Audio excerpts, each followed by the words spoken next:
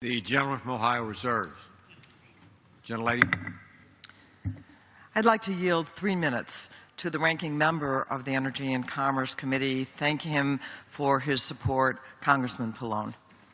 The gentleman is recognized for 3 minutes.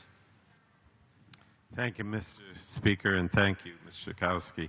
I rise in support of H.R. 3388, the Self-Drive Act, and I want to start by thanking Chairman Walden and Latta, and of course our ranking member Schakowsky and the other members of the Energy and Commerce Committee for all their work to reach a bipartisan agreement on this bill.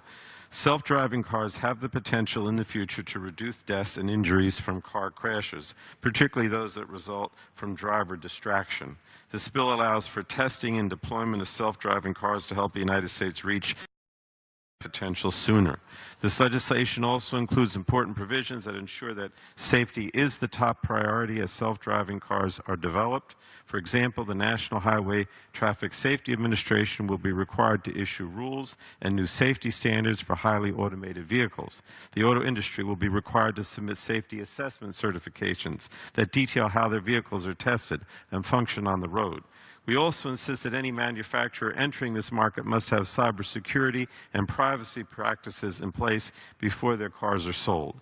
Self-driving cars will not come all at once. Human drivers will be on the roads for the foreseeable future, so this bill also contains legislative initiatives geared towards protecting drivers and passengers, including requirements to ensure kids are not forgotten in hot cars and that all new cars have the latest technology in their headlamps. It also ensures NHTSA is able to consider whether a car functions as intended, not just whether it meets a specific standard.